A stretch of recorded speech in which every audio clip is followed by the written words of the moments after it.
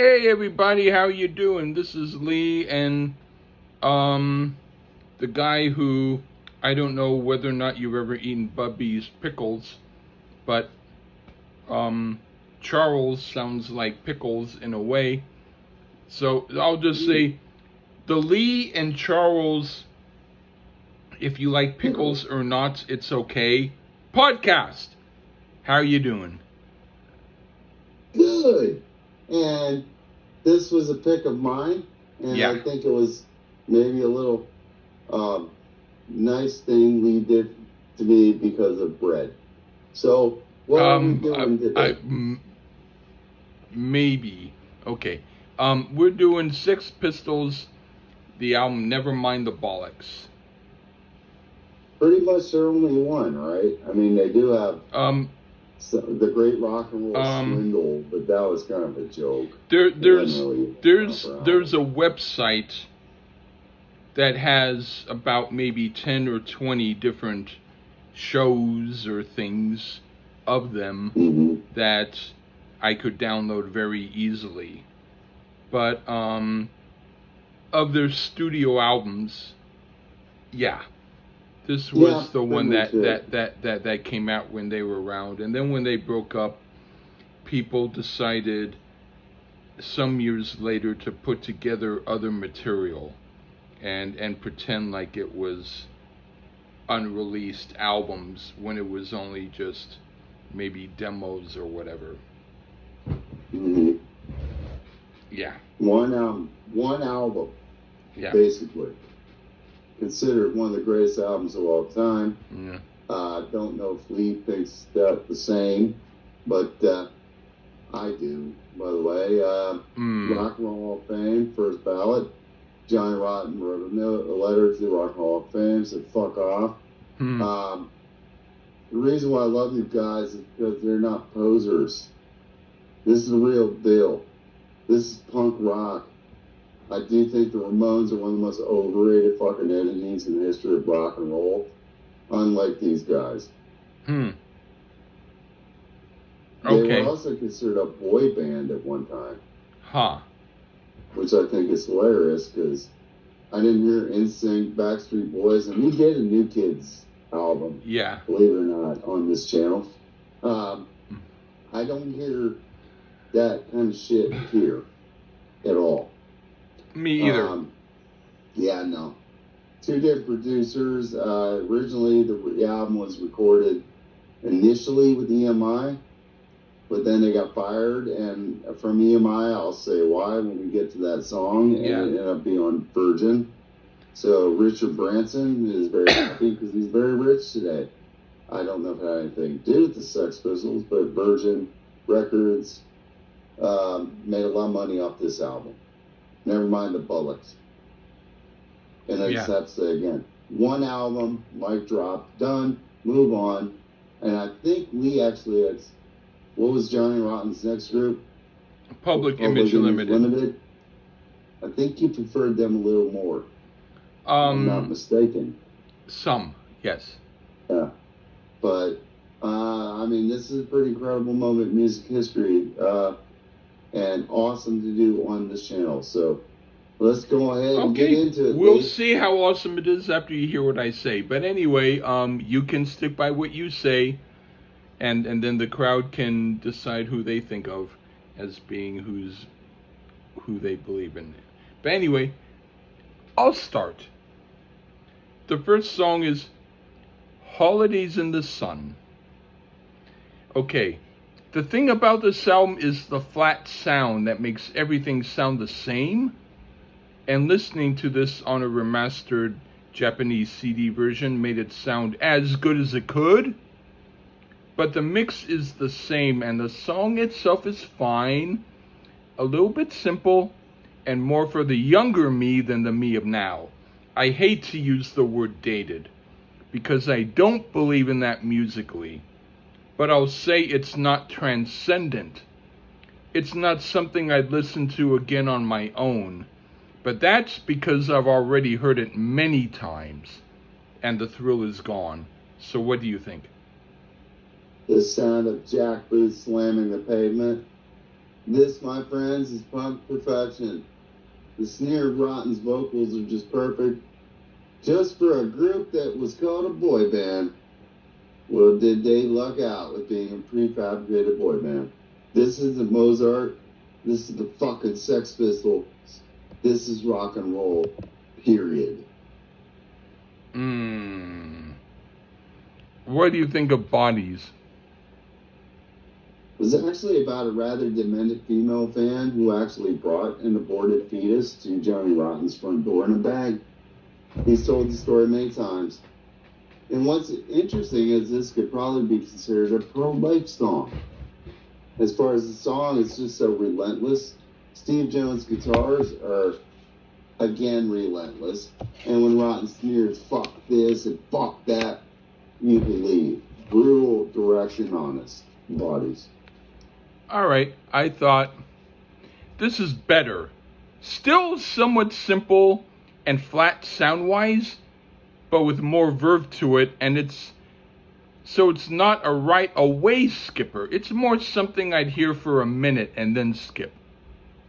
Okay, now for No Feelings. Okay, they're trying to do a Kinks sounding song complete with their energetic playing, which is fine, but the song doesn't do much for me.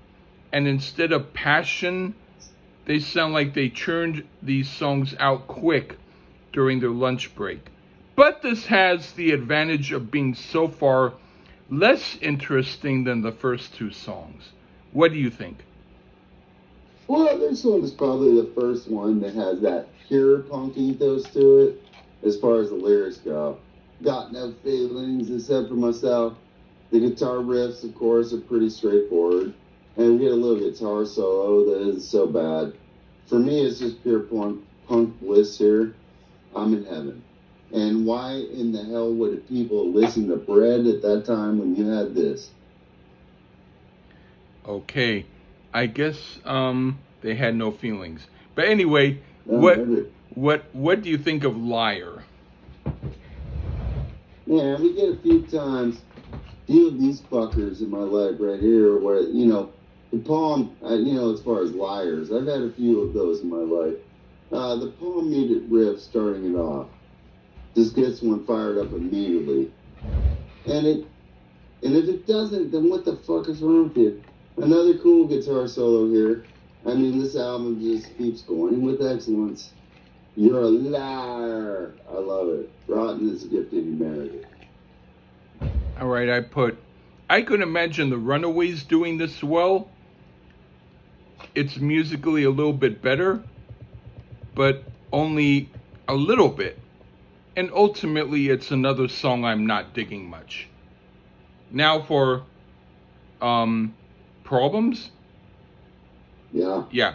Okay, now this is cool. It sounds like the Stooges. They actually did a good rock song, and I really enjoy it. I'd say it's a punk classic. What do you think? Yeah.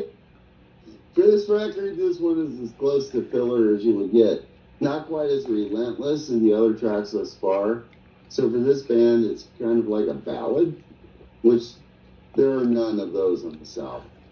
Do I not like it? Hell no, I love it. But compared to most of the tracks, it's just a little bit less for me. But compared to like 90% of Ramones songs, this would have been one of the best Ramones songs ever. It's really weird how it's almost like my DNA is different than yours, and if I can eat peanut butter, you can't. Or something like that. And if I can eat a peanut butter song, you can't. It's weird. But anyway, I said it was awesome. But you said that about all the songs, and this is the only song so far I said that I like. Anyway, yeah, sorry. Better than Ramones. Well, yeah. Anyway, God Save the Queen.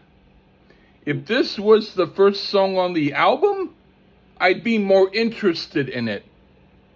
But this song is actually somewhat enjoyable. I'd listen to it again. It's good enough for me to think it's a cool song. What do you think? The single, they got them kicked off the label, EMI. Hence, the album was on Virgin. And, of course, EMI, they didn't take kindly to a young bunch of snotty lads singing Truth towards Queens of England, the Queen of England, not Queens. That happened to be released during her Silver Jubilee. So, yeah, they got promptly kicked off EMI. But who gives a damn? Rotten just told the truth. They didn't give a fuck. And that's what punk's all about. Loud, bombastic, excellent. There you go, Lee. Loving, good song. Right on. Yeah, but you know, I'm sure that we're going to diverge soon. I know it. Maybe. Or maybe not. Maybe you'll wake up, or maybe I will, or maybe I'll fall asleep. Anyway, what do you think of 17? Len Matlock, who played the majority of the bass on the album until he was fired, played some real great bass on this. He was fired during the making of the album. I mean, it's the Pistols. It's a song about being a lazy sod. Yeah, well, sometimes 17-year-olds will be that. Just more pure pump the Valium bliss here, man. 17 kicks ass. All right, but this is done well, but it's not my type of music. But I can see how Britpop people would be influenced by it, for the worse. Yeah. That's why I'm not always into Britpop. But performance-wise, it does have energy, and they sound like they're into it. So that's something. All right, now for Anarchy in the UK. All right, the Pretenders could probably do it because they have the same kind of humdrum sound as this song for me. They play it loud with snotty attitude, but the song is too simplistic for me, and I never really loved it. The sound isn't flat on this track, but the song is. So maybe they traded one flat element for the other here. What do you think? Perhaps the most well-known song on the record, along with God Save the Queen. A real fun guitar riff to play, I know, I have many times. And there's nothing wrong with basics sometimes. And let me say, Megadeth, right? Dave Mustaine, he's like a brilliant guitar player, supposedly. They attempted this song. It sucked. Oh, don't even get me started on Motley Crue's version of Anarchy in the UK. Everything about this reeks of iconic, from the riff to Rotten Sneer to the nifty little guitar solos. This is the punk national anthem. Brilliance. Next song, please. Oh, boy. Okay. What do you think of Submission? We get a shifting of gears here. A little bit slower tempo, and it's a welcome thing. Nothing wrong with bringing it down a bit. Again, maybe their version of a ballad. Far from one, of course, but about as mellow as they can get. The guitar solo is almost experimental sounding. Seems like he was just scraping and making random noises. So art rock a little bit with the Sex Pistols. I don't know. I like this one, but not quite as enjoyable as the pure classics. But a decent album cut. Okay, but this would work on a Kinks album. It's written well and played well, but they do sound somewhat tired on it. So it's good to hear it if it's the only song someone hears on this album. Compared to the other songs, I get tired when I hear it. Okay, now for Pretty Vacant. This is another simple, not very interesting song that has been done better on cover versions. But we're talking about the original, which makes me want to hear the Ramones over it. That's not good. What do you think? Who knew that one of the all-time greats, ABBA, could inspire this classic? Oh, gosh. Glenn Matlock heard an ABBA song, lifted it for the riff, and you get, oh well, probably my favorite on the album. Oh, jeez. Did I already say another one was? Maybe? Well, I was probably wrong. And the best part is Rotten says, Vacanta, on purpose. Oh, that cheeky lad. This song just slammed so hard that it would make Green Day fans sit and pee, as they should. This is the best song on the album. All right, let's go. Imagine a Green Day album in our future. Anyway, now for the song New York. What do you think of that? Written as a kind of fuck you to the New York Dolls for some reason.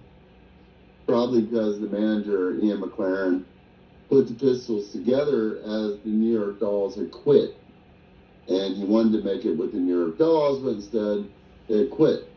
And what made it more delicious is Johnny Thunders had gone to New York, and he ended up having to open for the Pistols. And that's kind of interesting. Life can be a bitch.